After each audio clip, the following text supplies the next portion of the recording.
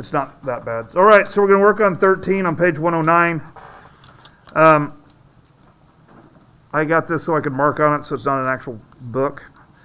Okay, so in exercise 13 and 16, find the domain and range of the function represented by the graph. Okay, so here's going to be the domain.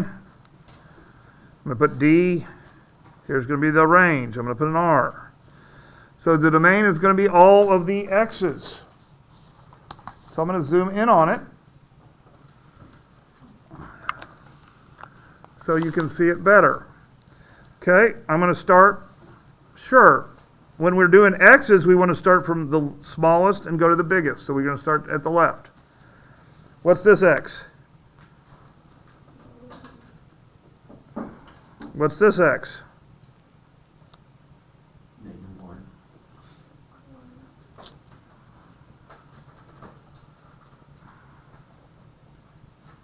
Did I get that right? It's hard to see. I zoomed in too much. Or does that represent all the x's for all 5 points? Yes. All right, now I want you to do the y's. Y's, we're going to start at the bottom, because that's the smaller numbers, and we're going to go to the bigger numbers. So the first one would be, the second one would be, 0. the third one would be, 2. fourth one would be, There's 9. I don't need to write 0 again, do I? No. I don't need to write -2 again, do I? No. That's the domain and range. Okay, I'm going to let you do 14 by yourself. Let's look at 15.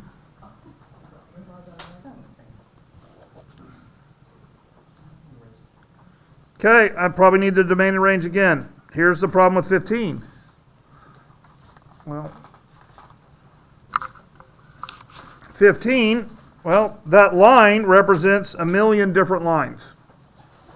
I'm sorry, a million different points. So, what we're going to want to do, and we're going to get more into this as the year progresses, we're basically want to do this. So,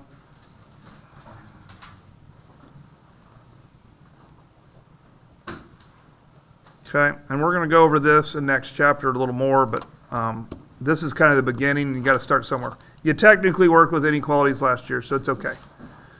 Okay, maybe we'll, no, that's ugly. All right, so we're going to start with the smallest x. So again, over here, what's the smallest x? -4. Is he right? Yes. Okay, I'm glad you agree with yourself. That's a good thing. What's the biggest for? I mean the biggest domain, biggest x. Right here? Okay, so this basically means that my domain is between -4 and 2. So if you don't understand this at this point, you will. Just write it down. Let's see if you can do the range by yourself. Lowest point is right here.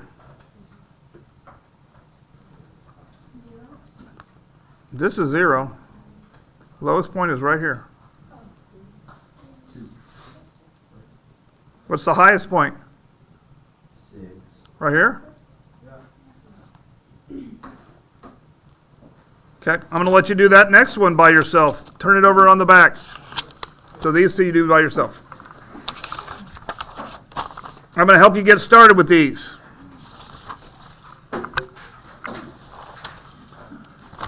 Okay, I'm going to unzoom because we don't need it zoomed in anymore.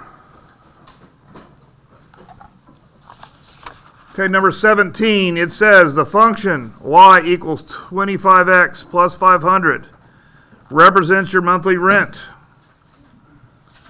when you pay X days late.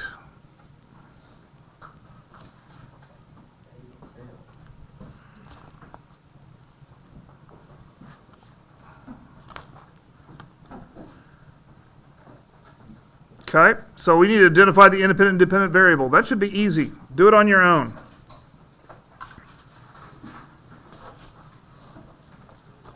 For A, what is your independent variable? X. Well, we know it's X because that's what the notes say, but what does X represent? Days. So X means days, right? Or days late if you want to be more specific, but days makes sense. All right, so what's going to be the dependent variable? It is your Y, sure. What is your Y? Total.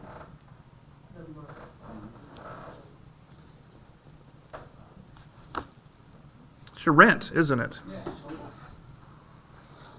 Okay. So your rent is affected by how many days late you pay your rent. So now we're going to figure out, and this is what I wanted to go through you. You can finish this. So we're going to build a function here, and it says the domain of the function is 0, 1, 2, 3, and 4. Okay, and so then here we go. Our function is this, if you didn't figure that out. So how would I put an input and get an output? I got to put it through the function. So this one would be, I need to do y would equal 25, 0 for x, plus 500. Come up with the answer. Give you a hint. It's 500. Do the same thing for 1.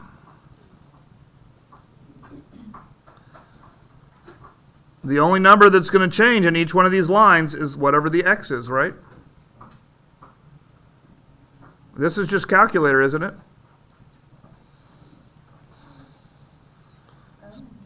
It is. You put that in the calculator. 25 times 1 plus 500.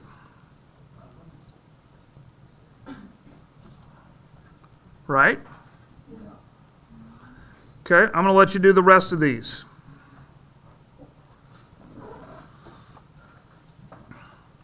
Okay, at the very end of this, I'm going to help you again with B on the taxi, on the last one.